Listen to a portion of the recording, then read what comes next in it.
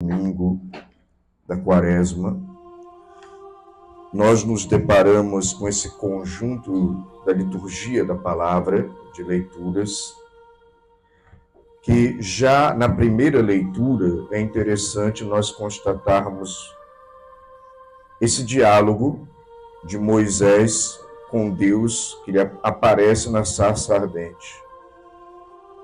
E ele responde a Moisés, quando Moisés o questiona: o que eu direi? Qual é o seu nome? Para que eu diga para aqueles a que eu vou procurar em teu nome. E a resposta de Deus é: eu sou aquele que sou. Então, Deus é. Ele pleno. É Ele que sustenta toda a existência. Ele é. No nosso caso, nós poderíamos dizer, se alguém nos pergunta: e quem são vocês? Nós estamos. Quem é você? Eu estou. Por que eu estou? Porque nós estamos em uma situação que não somos obrigados a permanecer na situação em que estamos.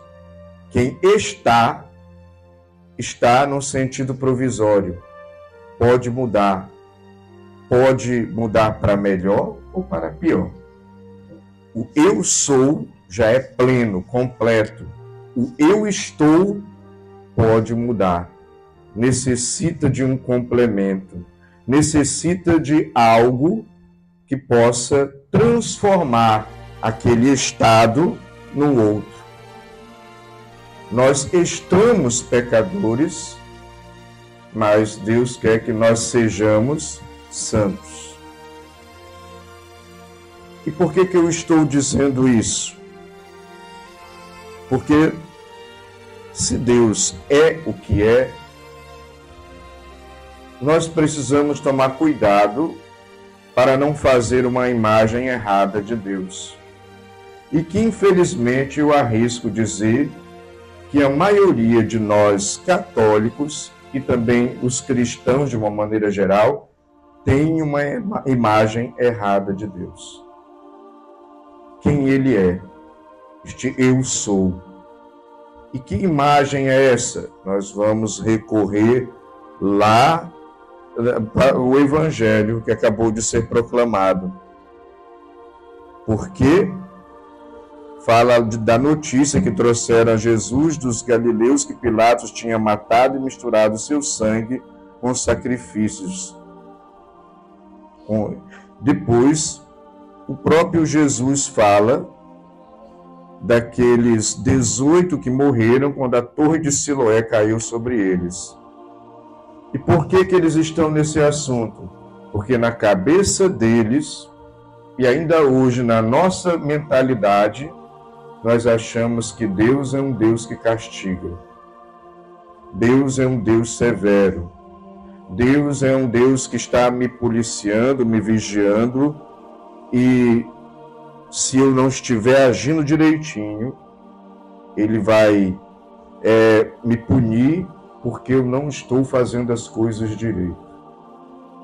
Então nós temos essa visão, que não é a visão de quem é Deus, o eu sou. E essa visão atrapalha a nossa vivência da fé, porque nós vamos vivendo a fé estimulados pelo medo. Eu tenho medo que Deus vai me castigar. Eu procuro a eternidade, o céu, a bem-aventurança, a felicidade eterna, não porque é felicidade eterna e é convívio com Deus, é porque eu tenho medo do inferno. Eu tenho medo dele me castigar. E é o estímulo errado.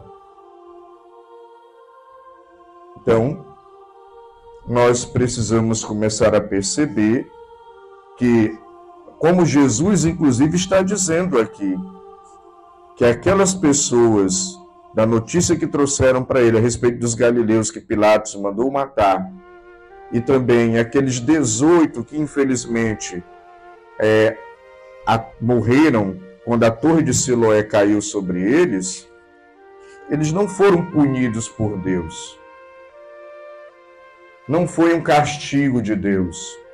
Não é porque Deus é mau, eles pecaram e aquilo aconteceu com eles porque eles eram pecadores. A rigor, todos nós estamos sujeitos a acontecer acidentes, a adoecer. Olha como é que às vezes a gente tem essa visão distorcida. As notícias que às vezes tem aí, infelizmente, de um avião, que aí, infelizmente, o avião cai, as pessoas, claro, morrem. Aí 2 ou 3 passageiros que perderam o avião dizem assim: ai, Deus me salvou. Espera aí.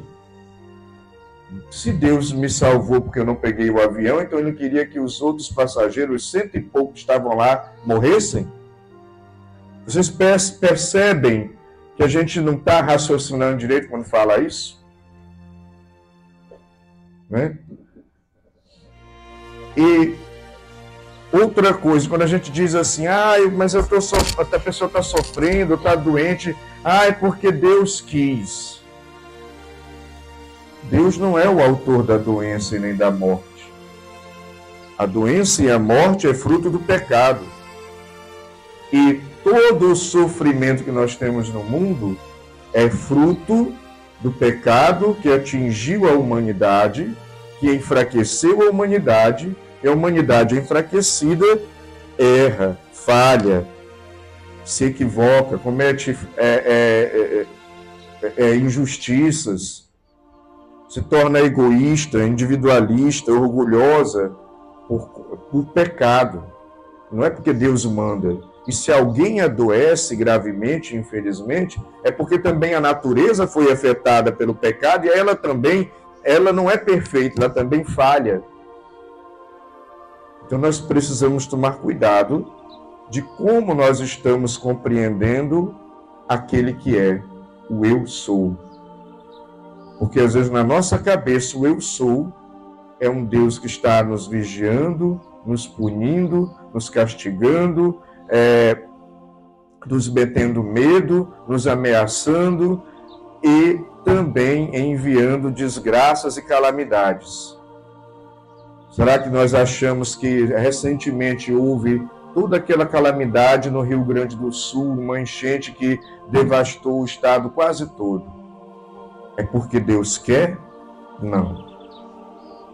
Aquilo aconteceu por uma questão que foge também um pouco do nosso domínio, que é o clima, mas que também envolve a ação humana, que porque não cuida dos gases que causam efeito estufa, do lixo, não cuida de como organizar as cidades também para que a água da chuva escoe, que vai agindo sobre a natureza, uma hora a natureza vai encontrar os seus meios, ou vai ter um tipo de efeito por causa da ação humana que está agindo sobre a natureza.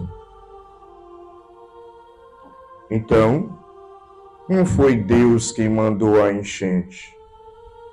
Se nós promovemos queimadas, se nós poluímos o meio ambiente, muitas vezes aquela enchente é fruto da nossa ação sobre o planeta. E tem tudo a ver com a campanha da fraternidade que nós estamos vivendo dentro da Quaresma. Mas eu ainda gostaria de dizer a vocês que dentro desta meditação sobre o eu sou de Deus, aquilo que Ele é, Deus é infinito, claro, não tem como nós colocarmos Ele dentro de um conceito, mas Ele se revela. Então Deus não é um Deus mau castigador. Aí nós vamos perceber, por exemplo, no Salmo. Qual foi o refrão do Salmo que nós rezamos hoje na liturgia, agora há pouco? O Senhor é bondoso e compassivo. E qual é o texto do que o Salmo nos fala sobre o Senhor, que Ele é? Ele, pois Ele te perdoa toda a culpa, olha aí, Ele cura a tua ferida, da sepultura Ele salva a tua vida, Ele te cerca de carinho e compaixão. Nós precisamos compreender que Deus é assim.